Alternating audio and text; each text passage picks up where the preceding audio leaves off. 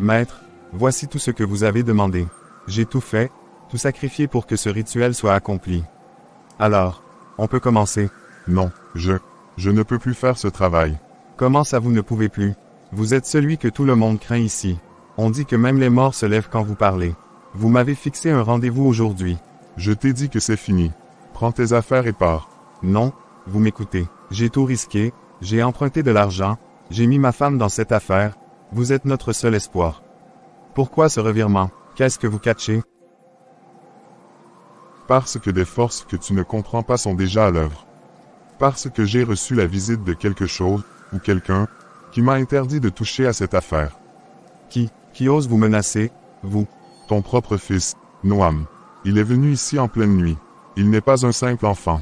Ce qu'il m'a dit, ce qu'il a fait, je ne peux pas te l'expliquer. Il a disparu devant mes yeux. Je ne veux pas mourir.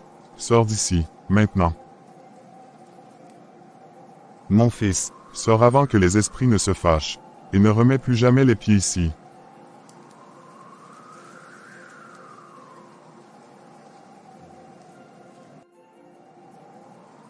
Comment cela est-il possible, moi, Augustin, humilié par un marabout, refusé, rejeté? Il a dit que Noam est venu, et l'a menacé? Noam, mon propre fils. Qu'est-ce qu'il devient? Qu'est-ce qu'il cache? Et moi, j'ai emprunté de l'argent, j'ai promis la tête de mes enfants pour trouver une solution, et voilà que je reviens les mains vides. Clarisse, que vais-je lui dire? Elle m'avait prévenu, elle m'a parlé de Dieu. Et moi, j'ai rejeté tout ça, j'ai préféré courir vers les ténèbres. Maintenant, même les ténèbres me rejettent. Je vous salue dans la paix du Christ. Seigneur, merci de m'avoir encore conduit vers ton serviteur. Je peux m'asseoir à côté de vous. Oui, prenez place, homme de Dieu. Chez ce marabout, celui qui prétend faire disparaître la souffrance, c'est là vous venez. Mais mon fils, ils sont tous des complices. Des chaînes déguisées en solution. Seul Jésus-Christ de Nazareth peut te délivrer. Ce que tu vis en ce moment dépasse les forces humaines. Même les marabouts tremblent devant cela. Dans la Bible, Jésus a détruit les esprits de Pharaon, chassé les démons d'un simple mot. Il est la solution, pas un sacrifice, pas un rituel, seulement lui. Dieu t'attend, Augustin. Tu es un homme choisi. C'est pourquoi le diable veut t'enchaîner. Mais Dieu a un autre plan.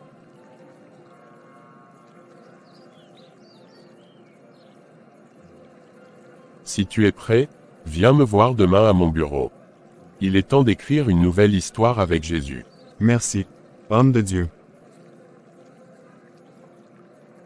Augustin, qu'est-ce qu'il s'est passé? Pourquoi tu es sorti si vite? Il a refusé de faire le travail. Il a dit qu'il ne peut plus rien faire. Il a peur. Quelqu'un l'a menacé. Qui peut faire peur à ce marabout-là? Personne ne lui tient tête ici. Il a dit que c'est Noam. Noam, notre fils. Ce n'est pas possible. Tu es sûr de ce que tu dis. Tu as bien entendu. Il l'a vu. Il lui a parlé. Il a menacé de le détruire s'il osait faire ce rituel. Et puis, il a disparu devant ses yeux. Mais ce n'est qu'un enfant. Comment est-ce possible? Je crois qu'on ignore qui est vraiment notre fils. Un cri se fait entendre. Les parents accourent dans la chambre. Noam, Imani, qu'est-ce qui se passe ici? Maman, Noam m'a mordu. Regarde ma main. Quoi, Noam? Tu as mordu ta sœur? Pourquoi? Elle a pris mon jeu vidéo, je lui ai demandé de me le rendre, elle a refusé. Et pour ça, tu l'as mort. Qui t'a appris à faire une chose pareille? Ce n'est pas normal, Noam. On ne se comporte pas comme ça. Tu aurais pu la blesser sérieusement. Je suis désolé, je voulais juste jouer. Ce n'est pas une excuse. Tu dois apprendre à te contrôler. Mordre, ce n'est jamais une solution. Il devient bizarre. Papa. Il n'est plus comme avant. Désolé ma fille, t'inquiète pas, ça va aller. Il ne va plus reprendre ça. Augustin, je t'assure, notre fils change. Ce n'est plus le même Noam. Je le vois aussi, ce n'est pas juste une crise de colère. C'est comme s'il y avait quelque chose d'autre en lui. Il devient agressif, imprévisible. Et tu te souviens de ce que le pasteur a dit. Que ce qui se passe est au-delà de nous. Oui, je m'en souviens. Et le marabout aussi m'a rejeté. Il a refusé de faire quoi que ce soit. Il avait peur. Peur. Peur de quoi? Il m'a dit qu'il y a des choses que même ces esprits ne peuvent pas affronter. Que certaines puissances sont au-dessus d'eux. Et pourtant, Noam continue de dire des choses étranges. Il se prend pour je ne sais quoi. Il est devenu froid. Clarisse, je crois qu'il est temps qu'on accepte l'aide du pasteur. Peut-être que seul Dieu peut nous sortir de là. Je suis d'accord. On ne peut pas laisser notre famille s'effondrer. Il faut se battre, mais cette fois, à genoux. Que le monde entier vous bénisse. Que le Dieu Tout-Puissant vous protège et restaure la vie de ses serviteurs. Pasteur, nous ne savons plus quoi faire. Nous avons tout perdu en une seule fois. Avant, tout allait bien, mais d'un seul coup, tout s'est effondré. Aujourd'hui, nous cherchons seulement à survivre. Ce que vous traversez n'est pas naturel. Il y a quelque chose de spirituellement mauvais à l'œuvre ici, et c'est dans votre maison. Votre ennemi n'est pas loin, vous vivez avec lui.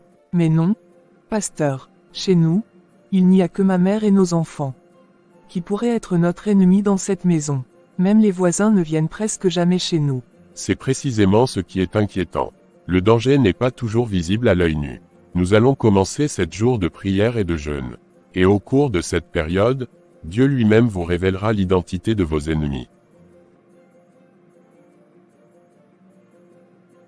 Augustin, écoute-moi attentivement, tu sais, Job aussi a tout perdu. Sa richesse, ses enfants, sa santé, en une seule minute, sa vie a été brisée. Mais quand le moment fixé par Dieu est arrivé, Job a tout retrouvé, au centuple. Il a été restauré, honoré, et béni comme jamais auparavant. Ce que vous traversez maintenant semble insupportable. Mais je vous le dis, tout reviendra en son temps. Seulement, rappelez-vous une chose, cette bataille ne sera pas facile. Ne baissez pas les bras. Ne doutez pas, priez à chaque minute, car celui qui persévère jusqu'à la fin sera sauvé. Levez-vous, nous allons prier ensemble. Seigneur éternel, Dieu Tout-Puissant, toi qui ne changes pas, le Dieu d'Abraham, d'Isaac et de Jacob, je viens élever aujourd'hui Augustin, Clarisse, leurs enfants, et toute leur maison devant ton trône de grâce. Je déclare maintenant, par l'autorité du nom de Jésus-Christ, que tout esprit de destruction, de perte soudaine, d'oppression et de confusion, soit renversé et lié au nom de Jésus. Je couvre la vie d'Augustin, de Clarisse, et de toute leur famille dans le sang puissant de l'agneau de Dieu, ce sang qui parle plus fort que celui d'Abel. Ce sang qui purifie, qui protège, qui restaure, qui libère. Aucune malédiction cachée ne résistera à la puissance du sang de Jésus. Aucun piège, aucun ennemi de l'intérieur ou de l'extérieur ne prévaudra contre eux. Seigneur, entoure leur maison d'un mur de feu. Envoie tes anges pour camper autour d'eux, jour et nuit, et que toute bouche qui s'élève en jugement contre eux soit condamnée. Je prophétise, le temps de la restauration vient. Ils ne mourront pas, ils vivront, et ils raconteront les merveilles de l'Éternel. Amen, Amen. Merci Seigneur, parce que tu les as déjà exaucés. Au nom de Jésus-Christ, Amen. Amen, Amen. Mon général, je sens que nous sommes en train de perdre le contrôle. Il faut agir vite. Si on ne fait rien maintenant, tout va nous échapper. Non, grand-mère, ce n'est pas maintenant qu'on doit reculer. C'est maintenant qu'on doit gagner. Nous sommes proches du but. Il faut rester fort. Ce n'est plus une question de force. Le problème, c'est ta mère, ma propre fille. Elle devient le pilier spirituel d'Augustin. Et à cause d'elle, il change. Il se détache de notre influence. Alors, qu'est-ce qu'on va faire? Nous devons l'éliminer. Ta mère doit disparaître. Elle est en train de détruire notre pouvoir. Si nous la laissons continuer, Augustin retrouvera sa force. Et s'il devient spirituellement libre, nous avons tout perdu. N'y a-t-il pas une autre voie à prendre? Il n'y en a aucune. Écoute-moi bien. Si elle tombe, ton père restera sous notre contrôle, et nous pourrons régner à nouveau sur cette maison. Tu veux devenir le chef, n'est-ce pas? Alors fais ce qu'un chef doit faire. Augustin et Clarisse rentrent à la maison après leur rencontre avec le pasteur. Il rassemble toute la famille dans le salon. Écoutez-moi bien, toute la famille. À partir de ce lundi, nous allons commencer 7 jours de prière. Pendant cette période, nous allons jeûner les mercredis, jeudis et vendredis. Ces 3 jours seront cruciaux. Le reste du temps, vous pouvez manger un peu. Mais ces 3 jours-là, nous allons les consacrer totalement à Dieu, pour briser toutes les chaînes, tous les ennemis cachés, toutes les ténèbres qui veulent détruire cette famille. C'est pour notre bien à tous. On ne peut plus vivre comme ça. Il est temps de nous lever dans la prière. Ah bon, tu viens avec quelle bêtise encore là? Moi, je suis très âgé. Tu veux que je reste affamé 3 jours sans manger? C'est impossible. Et puis tu me connais, je ne prie pas. D'où vous sortez ces bêtises? Avez-vous vu une photo dans la maison? Maman, tu veux nous tuer ou bien? Comment rester en famille sans manger 3 jours? On n'est pas au désert ici. Mon fils, toi, tu es encore jeune, tu peux supporter un peu de faim. Prie et protège-toi, c'est tout. Mais bon, tu peux manger à midi, et tu continues après avec la prière jusqu'à 17 heures. Moi je vais le faire. Ce que tu as dit, Augustin, c'est vrai. Je sens qu'il y a quelque chose qui ne va pas dans cette maison. Il faut combattre ça par la prière. Ceux qui peuvent le faire entièrement, faites-le. Ceux qui ne peuvent pas, priez au moins sincèrement. Mais aucun membre de cette famille ne doit rester passif. Dieu va parler, et ce qui est caché va être exposé. Il est 2 heures du matin. Esprit de la nuit, je vous invoque. Ma mère, cette femme qui pense pouvoir détruire ce que nous avons bâti. Elle commence à devenir un obstacle. Elle veut libérer Augustin, elle veut briser le lien, elle veut prier. Elle pense qu'avec leur petite prière là, ils peuvent m'exposer, me détruire. Moi, ce sanctuaire, c'est moi qui le reprendrai, moi seul.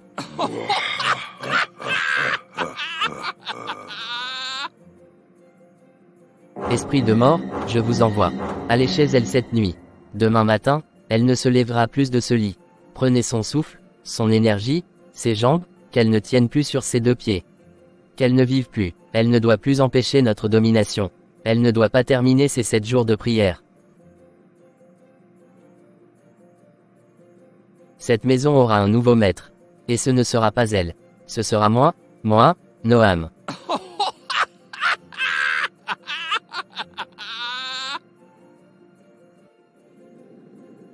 Le lendemain matin 6h30. La maison est calme. Augustin, qui a dormi près de sa femme. Clarisse, Clarisse, réveille-toi. C'est l'heure de prier, mon amour, Clarisse. Il la secoue un peu plus fort. Son corps est froid. Augustin recule, choqué, les yeux grands ouverts. Il tente de sentir son souffle. Rien. Clarisse, non, non, Seigneur, non. Pas maintenant, pas elle. Clarisse, réveille-toi. Qu'est-ce qui ne va pas, gendre? Pourquoi cries-tu ce matin? Elle est partie. Clarisse est morte. Ma femme est morte. Ma fille, non. Lève-toi, ma fille, lève-toi. Qu'est-ce que j'entends là? Clarisse, comment tu as pu me faire une chose pareille? Aidez-moi. Elle est ma seule fille, ma fille unique. Clarisse, où suis-je, moi maintenant? Pendant qu'elle crie et se roule au sol, Augustin reste silencieux, abattu, le regard vide. Mais une pensée étrange lui traverse l'esprit. Il regarde autour de lui. Quelque chose ne va pas. Elle allait bien hier soir, on avait commencé la prière. Seigneur, si c'est un combat spirituel, alors lève-toi. Clarisse ne peut pas partir comme ça. Quelques minutes après la mort de Clarisse, Augustin, encore sous le choc, court en direction de l'église. Pasteur, Ta femme est morte. comment vous savez ça? Je viens à peine de quitter la maison. Dieu me l'a révélé hier nuit, pendant la prière. Alors, vous le saviez. Et vous n'avez rien fait? Pourquoi vous avez laissé faire ça? Comme toi, mon fils, je suis humain. Mais tout ce que Dieu fait est bon. Ce n'est pas encore fini, Augustin. Ce n'est pas la fin, c'est le commencement d'une guerre spirituelle. Il faut que tu t'attaques sérieusement à la prière. Tu recommences encore avec ça. Si seulement ce jour-là je ne t'avais pas rencontré. Je serais allé voir un autre marabout. Lui, il aurait trouvé une solution. Maintenant, toi et ma femme vous m'avez dit que c'est Dieu, Voici ce que votre Dieu a fait, il m'a pris ma femme. Je suis seul maintenant, dis-moi, qu'est-ce que je vais faire? Je sais que c'est dur. Mais n'accuse pas le Créateur, celui qui te protège encore aujourd'hui. Celui qui voit au-delà de ta douleur. Ce que tu ne comprends pas aujourd'hui, tu le comprendras demain. Ressaisis-toi, Augustin, prie, ne baisse pas les bras. Moi non plus, je ne dors pas. Il me menace chaque nuit. Mais je prie, et je te vois, toi et ta famille, entre les mains de Dieu. Avec la force de Jésus-Christ, notre Seigneur et Sauveur, nous allons les vaincre. Amen.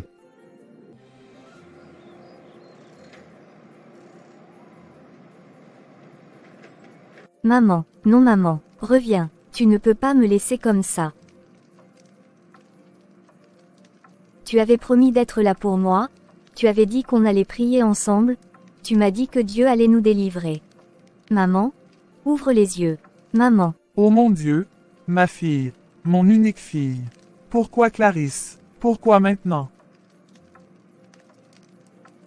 Ma petite, ma chérie.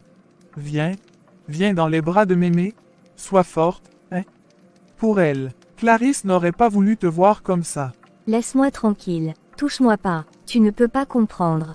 C'était ma mère, ma mère. Oh maman, pourquoi tu es partie maintenant? Calmez-vous mes enfants, ce n'est pas le moment de se laisser aller. Clarisse est partie, mais nous devons rester unis. Elle n'est pas morte pour rien. Une semaine après l'enterrement, la famille est rassemblée dans le salon. Le silence est lourd. Merci à chacun d'avoir été là durant cette semaine. La douleur est immense, Clarisse était la lumière de cette maison. Ma complice, mon soutien. Mais la vie continue, et pour honorer sa mémoire, nous devons rester forts, unis.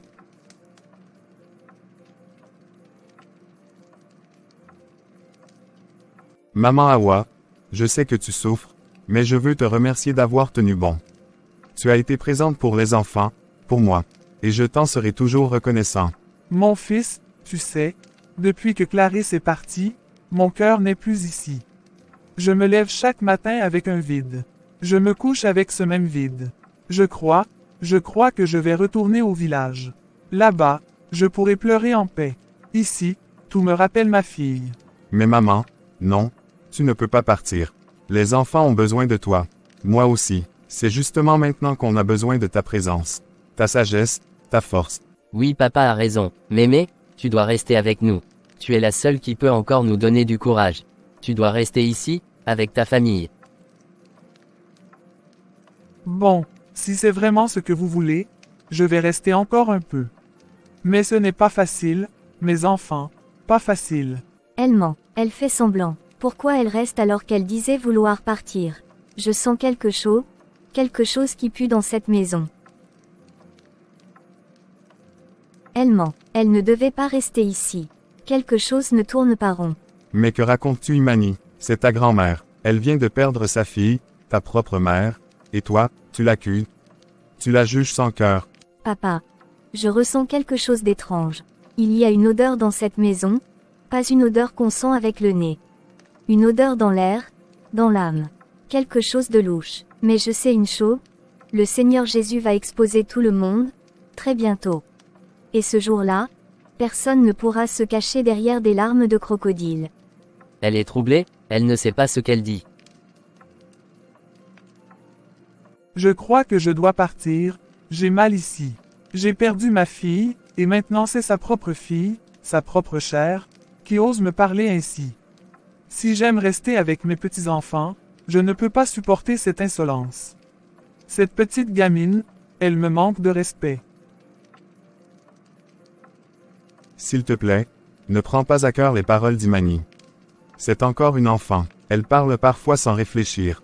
Elle est sous le choc aussi, comme nous tous. Tu es sa grand-mère, elle ne te déteste pas. Elle est juste bouleversée. Je suis quand même sa grand-mère. Elle n'a pas le droit de me parler comme ça, même si j'ai mal. Je me retiens parce que je veux être forte pour vous. Mais cette enfant, elle me perce le cœur. Calme-toi, Mémé Hawa. Je vais lui parler. Ce genre de choses ne se reproduira plus. Tu es chez toi ici, ne l'oublie pas. Et je ne veux pas que tu partes, on a besoin de toi, surtout maintenant. D'accord. Mais je n'oublie pas, Augustin. Une blessure dans le cœur d'une vieille femme ne guérit pas vite. Seigneur Jésus-Christ, Dieu de lumière, Dieu de vérité, toi qui vois dans le secret, toi qui juges avec justice, je viens devant toi, briser mes confiances. Ma mère est partie, Seigneur. Ma mère est morte, et je sais que ce n'est pas naturel. Ô Dieu, lève-toi dans ta colère, dans ta justice. Expose, Seigneur, expose tous ceux qui ont mis la main dans cette œuvre ténébreuse. Tous ceux qui ont participé à la mort de ma mère, même s'ils dorment sous notre toit, expose-les, Seigneur. Renverse leurs plans. Tout esprit de sorcellerie, tout esprit de manipulation, toute bouche hypocrite qui pleure devant nous mais qui rit dans les ténèbres, que le feu du Saint-Esprit les consume maintenant. Qu'ils ne connaissent ni paix, ni sommeil tant que la vérité n'aura pas éclaté. Je te les livre, Seigneur, un par un, celui qui a parlé, celui qui a vu, celui qui a approuvé, jusqu'à la racine de leur complicité, qu'ils soient dévoilés. Seigneur, rends-moi justice. Ne laisse pas le sang de ma mère crier pour rien. Fais éclater la vérité comme le soleil éclate au matin. Et que ton feu brûle dans cette maison, jusqu'à ce que tout mal soit chassé au nom de Jésus-Christ. Amen.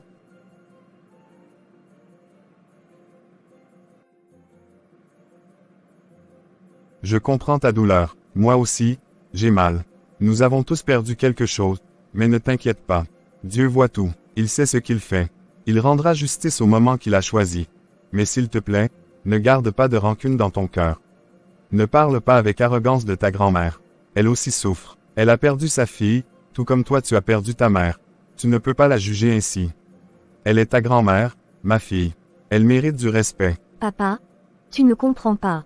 Mais je prie. Je prie pour que Dieu te montre. Je prie pour que tu ouvres les yeux. Ma grand-mère, elle n'est pas celle que tu crois. C'est elle. C'est elle. Papa, c'est une sorcière. Et tout ce qu'elle fait, tout ce qu'elle pleure, ce sont des mensonges. Je ne peux pas me taire quand je sais la vérité. Ne parle pas comme ça, c'est grave, ce que tu dis. Même si tu penses avoir vu ou ressenti quelque chose, tu dois être prudente.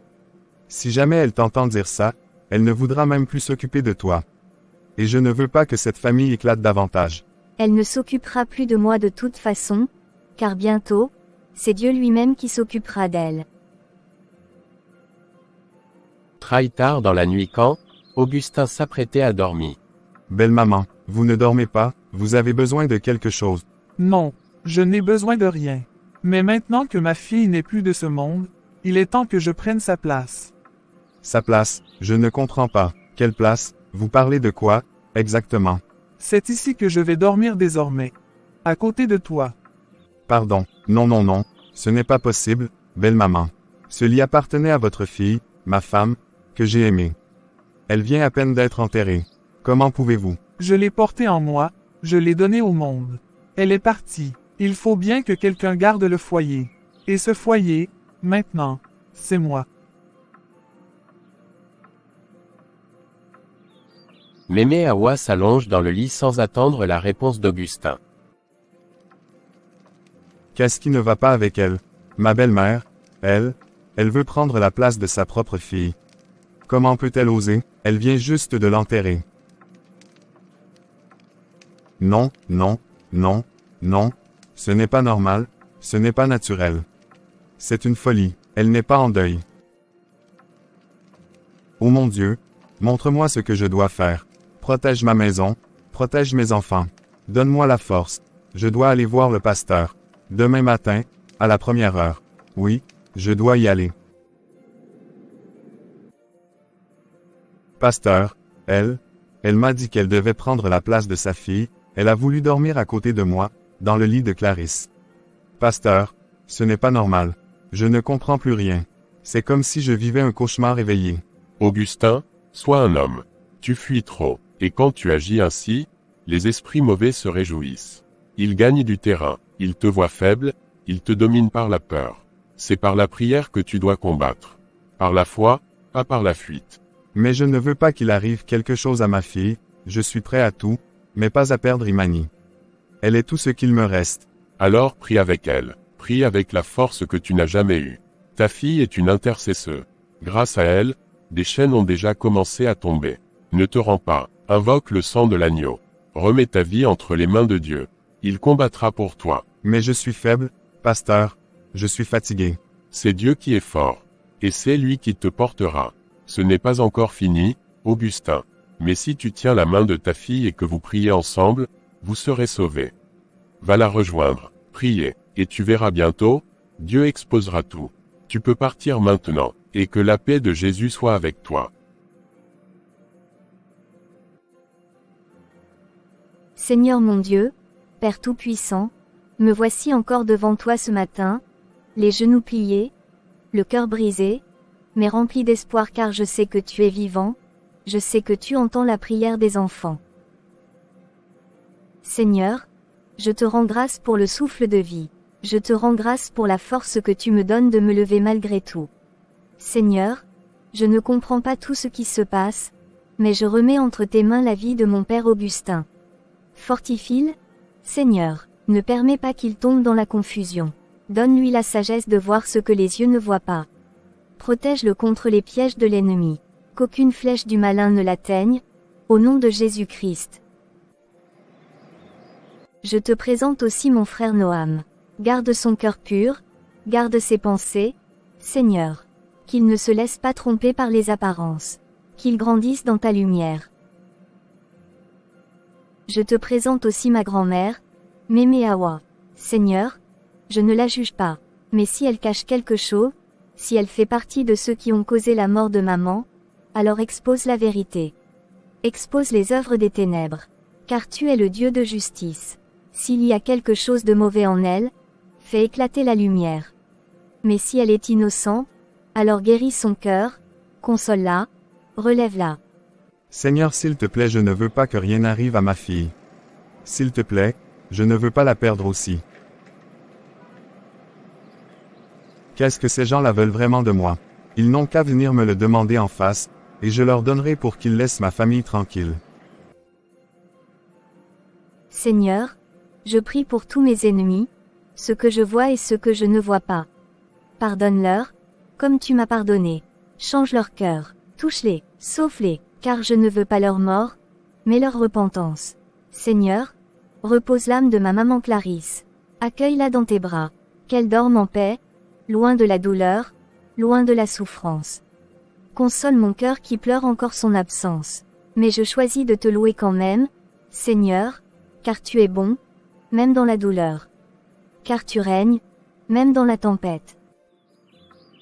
Grand-mère, grand-mère, tu dors encore. Hein, quoi? Qu'est-ce qui ne va pas? Je suis encore au lit. Ô Seigneur, merci. Mais qu'est-ce qu'il y a, grand-mère?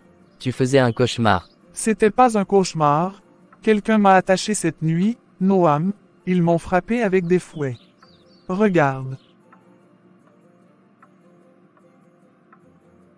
Regarde les marques. Tu vois, je suis battu comme une criminelle. Ils m'ont fait ça pendant que tout le monde dormait. C'était réel.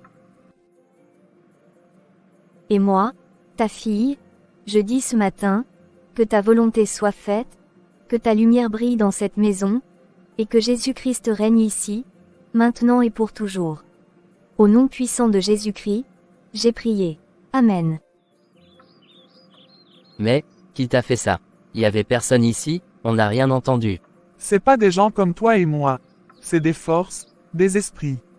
Quelqu'un ici a déclenché une guerre contre moi, mais ils ne savent pas à qui ils ont affaire. Je ne vais pas me laisser faire.